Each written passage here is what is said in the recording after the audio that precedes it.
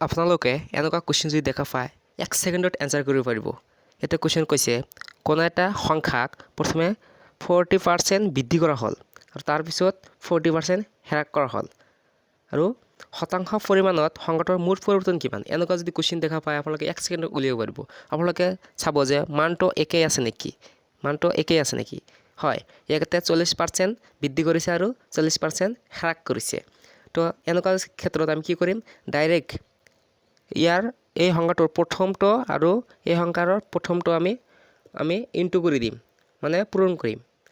তাৰপিছত আমি এটা মাইনাছ চিহ্ন বহাই দিম। মাইনাছ চিহ্নটো কিহৰ কাৰণে বহালোঁ, তো আমাৰ প্ৰথমে চাব লাগিব প্ৰথমে বৃদ্ধি হৈছে আৰু পিছত কি হৈছে, হ্ৰাস হৈছে। যিহেতু হ্ৰাস হৈছে আমাৰ অট'মেটিক আমাৰ হ্ৰাস কি হ'ব, পাৰ্চেণ্টটো, সেইকাৰণে আমি মাইনাছ চিহ্ন বহাই দিম। তো ইয়াতে শুদ্ধ আনচাৰ হৈ যাব অপশ্যন বি 16। ইয়াতে মাইনাছ হ'ব লাগিছিল, মাইনাছ উঠা নাই, -16 হ'ব। এনচাৰ হ'ব -16। 4 4 গুণ 16। তাৰপিছত আপোনালোকে যদি এনেকুৱা ছিষ্টেম যদি কৰিব নিবিচাৰে আপোনালোকে সূত্ৰটো সহায় কৰিব পাৰিব। সূত্ৰটো হ'ল প্লাছ মাইনাছ এ, তাৰপিছত প্লাছ মাইনাছ বি, তাৰপিছত আপোনালোকে ইকুৱেল দি এ ইনটু বি বাই 100।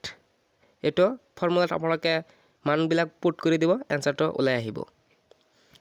যেনেকুৱা ইয়াতে আছিল 40%, ইয়াতে বৃদ্ধি কৰিছে প্ৰথমে, সেইকাৰণে ইয়াতে 40 প্লাছ বহাই দিম। তাৰপিছত কি কৰিছে, হ্ৰাস কৰিছে, তাৰপিছত মাইনাছ বহাই দিম, -40।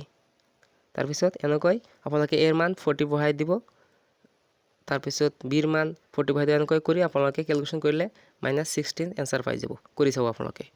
Thank U.